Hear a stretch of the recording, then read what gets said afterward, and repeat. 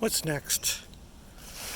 First, I want to completely admit that I know I'm being manipulated by the media.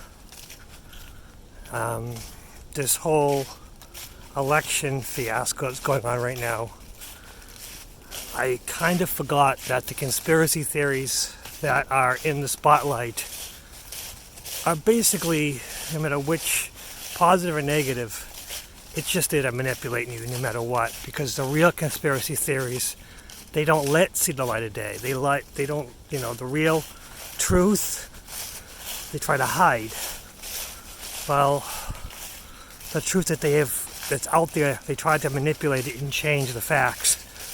And then, so once you look at it, you realize, wait, this doesn't make any sense. This is not true. The facts in there, it's just been hidden by misinformation and lies. That said, this whole Biden is the next president-elect for 2021 to 2024, and Trump has been mentioning signs of impropriety, voter fraud, and stuff like that. And the problem is, I don't think Trump has the electoral college numbers in order to win presidency. I do think there's been voter fraud, but again, I think there's voter fraud, but it still wasn't enough to have him lose. Wasn't enough for him to win the presidency. It's very confusing and manipulated because no matter what, I think the whole thing is voter fraud. They don't care who's president. The president really doesn't have any power because the way the American government is broken up into three branches, it's the actual president doesn't have the power that he conveys during the election. He can only suggest things and work with his party members in order to push their agenda. But at the end of the day, government's run by corporations because the corporations have bought all the politicians. So really, everything that's happening is just a game between corporations. And then they pretend that, I don't want to pay all these taxes, and then they get their write-offs. And at the end of the day, big business, big lawyers, big CEOs, they don't pay their taxes. They have loopholes and they're written.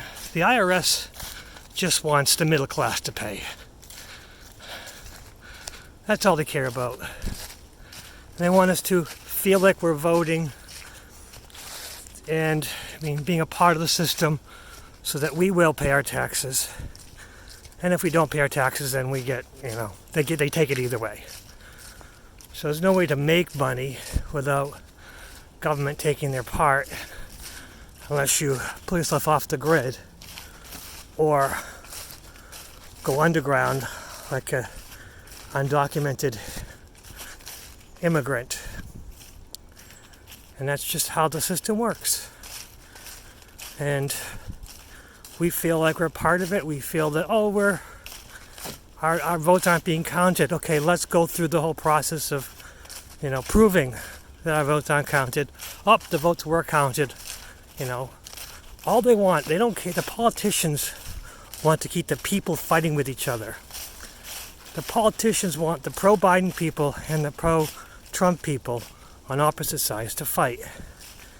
And unfortunately, just because the situation is, I live in heavily liberal, heavily Democratic Massachusetts with heavily liberal family members who are very vocal. I also live with heavy Republican pro-Trump. I'm mostly probably pro-Trump than Republican family members, but they're salt of the earth, hard-working people, and they're not in your face. They're not as judgmental. They're more sit back and see what happens and let's do the best we can what we got. While the pro-Biden liberal people keep pushing it like, Trump is so bad, he's the bad guy. And unfortunately for them, I know all the good things that Trump has done for indigenous people, for military members, and such. But you don't see it. So I am in very much confusion in my own head, but I'm going to try to remain bipartisan and try to pull myself in the middle and pull myself back away from news. Because unfortunately for me, I have become very entertained by this fight. I've become very entertained by poking the liberals. Because I kind of think the liberals are being bullies, and they've been bullies for 4 years, but it's all contrived chaos, you know. They make the problems, and then they provide the solutions. It's very, very good gig if you can get it. And those of us in the middle class trying to work day to day, make ends meet and barely get by, and try to squander a little off on our 401k, we're screwed. The little restaurants, they're screwed. Big business restaurants, they're all safe. They have cushions and they get their write-offs. But the small restaurants are getting screwed. The small businesses are getting screwed.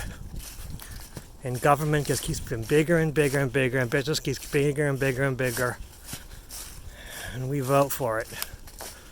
We put them in. And at the end of the day, we're just part of the machine. But those are just my thoughts. Gotta get my head around it. And this video vlog is just me trying to vocalize the contradictions and the conflicts that I'm going through in my head, and realizing I am being manipulated and I have to take control of it and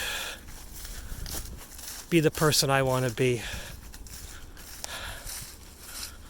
Make the changes that I want to make and create the world that I want to live in and I want to leave to my children.